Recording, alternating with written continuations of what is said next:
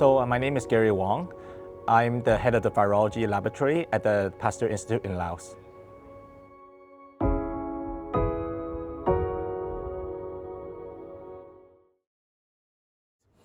Tell me a little bit about the project for which you've received the IPSN Catalytic Grant Fund grant.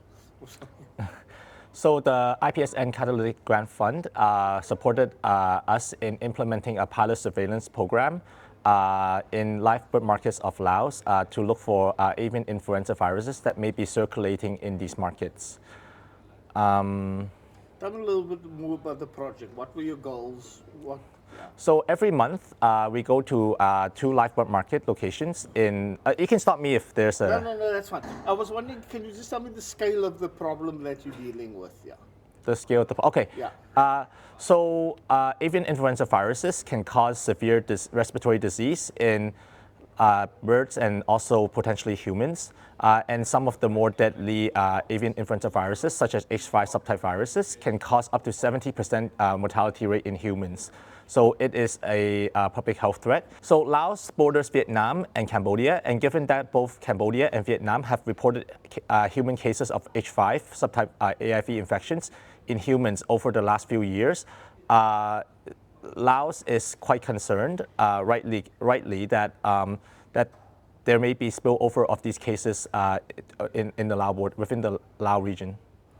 Is your focus specifically on the sort of the zoonotic movement from birds to humans, or are there concerns, because I know that avian flu occasionally just shows havoc with farming practices as well? So given that the vast majority of cases are from humans having contact with dead poultry, we are right now more focused on the zoonotic transmission, so from birds to humans.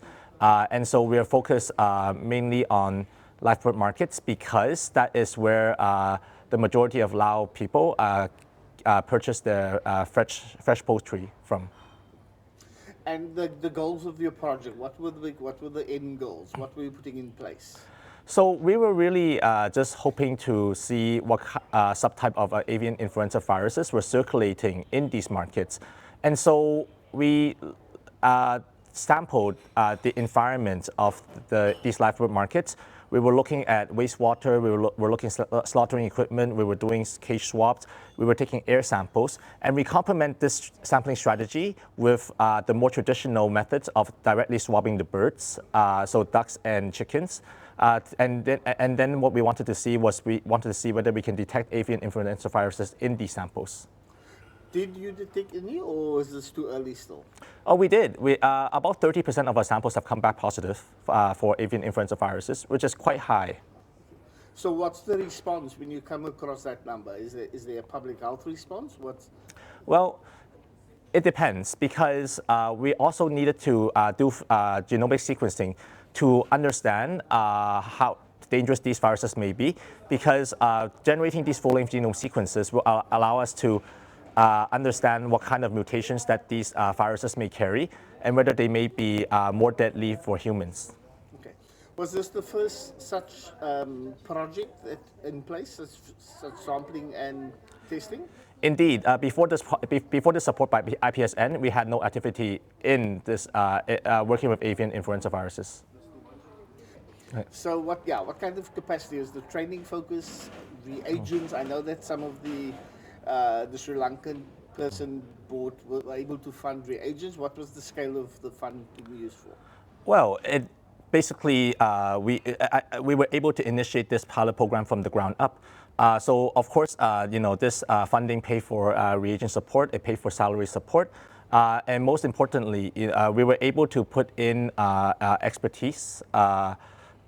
So we were able to build our capacity working with avian influenza viruses from the ground up, where we were able to put in the protocols for screening for avian influenza viruses, for subtyping avian influenza viruses, for generating the full-length genome sequences of avian influenza viruses using nanopore technology. We were able to amplify avian influenza viruses in embryonated eggs so that we can store them for future studies. And we were able to do sequence analysis, and we were able to phylogenetic analysis and also mutation analysis to see what kind of where these viruses belong on the phylogenetic tree, and also what kind of mutations they carry, and whether they would be more dangerous for humans. So what's the next? What's your aspirations for the capacity you want to put in place? Yeah, what's next? Well, actually, quite luckily, IPSN has decided to support us with a small extension to focus on the air sampling because it is a new and innovative method for and non-invasive method for collecting samples that may that may be avian influenza virus positive, and so we wanted to explore this new technology, and we wanted to be able to see whether we can generate full-length genome sequences from these types of samples. And I think this is quite an important advance. And these findings and this increase in capacity will allow us to be able to respond better and support other Lao national institutions in outbreak preparedness and also response to potential avian influenza virus outbreak in Lao PDR. So this is very important. Now, as to how we can take this project forward. So this initial pilot project is focused on animal to human transmission. So we're really looking at what happens in the live bird markets. And so one of the potential next steps is that we could also link it to the human side of avian influenza virus infections. And we can focus on perhaps, for example, ELI sites, where humans or patients, they come into the hospital with severe respiratory infections. And if we're able to rapidly generate sequences of these avian influenza viruses, so what we can predict is, whether they have been infected with a severe strain, whether they would be resistant to currently available anti-flu drugs. So there are many applications and many benefits to be able to generate these full-length genome sequences. This is one thing. Another way to take this forward would be to also collaborate with other countries that may need support in genomic sequencing, because this project has been instrumental in helping us build capacity for being able to consistently and reliably generate avian influenza virus sequences, and we want to give back to the community. So we do so we don't forget where we were even just 1 year before, and so so now that we have this expertise, we want to give back, and we want to train other partners that may need this initial help, so that they can also defend themselves against the threat of avian influenza viruses. What scale, what level of capacity is in place in the countries, in your neighboring countries? Or is it as novel to them as it was to you a year ago? Actually, compared to neighboring countries, I would say that Laos is actually quite relatively underdeveloped. And so therefore, compared to countries like Cambodia, Vietnam, China, Thailand,